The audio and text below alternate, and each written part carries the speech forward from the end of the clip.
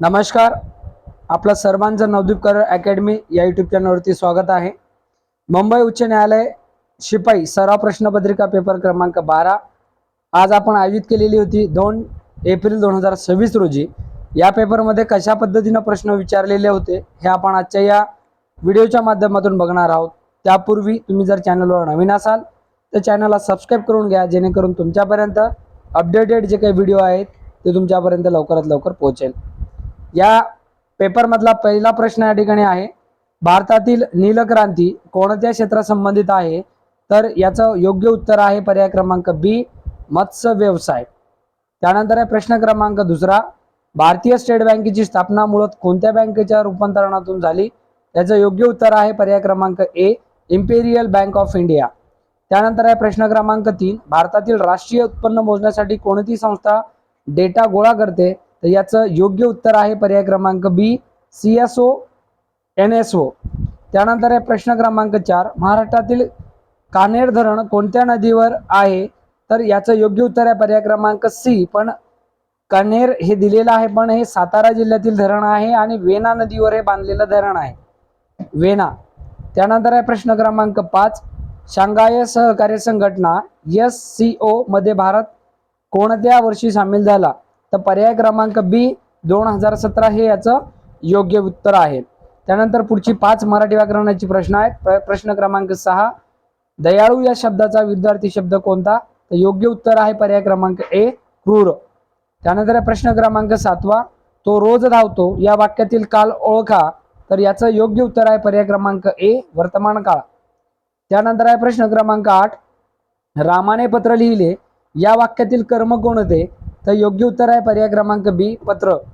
त्यानंतर आहे प्रश्न क्रमांक 9, उंची हा शब्द कोणत्या प्रकाराचा आहे? तर याचं योग्य उत्तर आहे पर्याय क्रमांक ए, भाववाचक नाम. त्यानंतर आहे प्रश्न क्रमांक 10, ज्ञान या शब्दाचा विरुद्धार्थी शब्द कोणता? तर याचं योग्य उत्तर आहे पर्याय क्रमांक बी, अज्ञान. त्यानंतर आहे प्रश्न क्रमांक 11, सुरत फाळणी कोणत्या वर्षी झाली? सुरतेची फाळणी. तर याचं योग्य उत्तर आहे पर्याय क्रमांक बी, 1907. सुरतची फाळणी विचारलेली आहे, याच्यामध्ये बंगालची फाळणी नाहीये. ठीक आहे, सुरतची फाळणी ही 1907 रोजी झालेली आहे. त्यानंतर आहे प्रश्न क्रमांक 12. त्यानंतर आहे प्रश्न क्रमांक 12, भारतीय स्वातंत्र्याचा कायदा कोणत्या वर्षी मंजूर झाला? तर याचं योग्य उत्तर आहे पर्याय क्रमांक सी, 1947. त्यानंतर आहे प्रश्न क्रमांक 13, तिसरी पानिपतची लढाई कोणामध्ये झाली? तर पर्याय क्रमांक बी याचे योग्य उत्तर आहे मराठे व अफगाण. 1761 मध्ये अहमदशाह अब्दाली व मराठे यांच्यामध्ये हे युद्ध झालेलं होतं, पानिपतची तिसरी लढाई. त्यानंतर आहे प्रश्न क्रमांक 14, राजाराम महाराज यांनी मराठा साम्राज्याची राजधानी कुठे हलवली? याचं योग्य पर्याय आहे पर्याय क्रमांक बी, जिंजी. त्यानंतर आहे प्रश्न क्रमांक 15, होमरूल चळवळ कोणी सुरू केली? तर याचं योग्य उत्तर आहे पर्याय क्रमांक ए, टिळक व ॲनी बेझंट. त्यानंतर आहे प्रश्न क्रमांक 16, लॅटिट्यूड म्हणजे काय? तर याचं योग्य उत्तर आहे पर्याय क्रमांक बी, अक्षांश. त्यानंतर आहे प्रश्न क्रमांक 17, पृथ्वीच्या वातावरणातील सर्वाधिक वायू कोणता?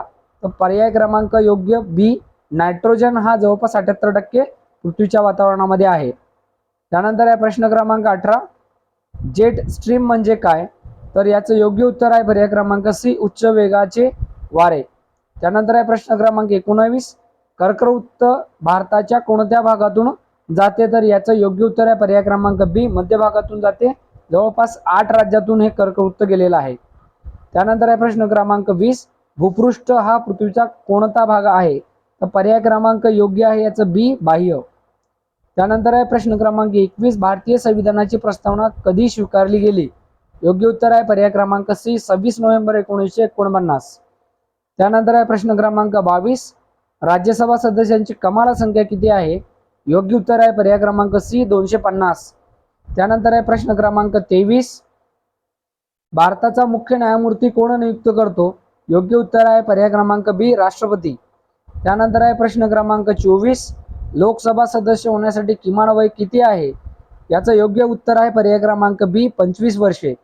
त्यानंतर आहे प्रश्न क्रमांक 25, सार्वजनिक हित याचिका PIL कोण दाखल करू शकतो? तर पर्याय क्रमांक बी, कोणताही नागरिक. त्यानंतर आहे प्रश्न क्रमांक 26, मानवी शरीरातील लाल रक्तपेशीचे आयुष्य किती असते? याचं योग्य उत्तर आहे पर्याय क्रमांक सी 120 दिवस. त्यानंतर आहे प्रश्न क्रमांक 27, उष्मा कशामुळे पसरतो? याचं योग्य उत्तर आहे पर्याय क्रमांक डी वरील सर्व. चालकता, संवहन आणि विकिरण या तिन्हीमुळे हे उष्मा पसरतो.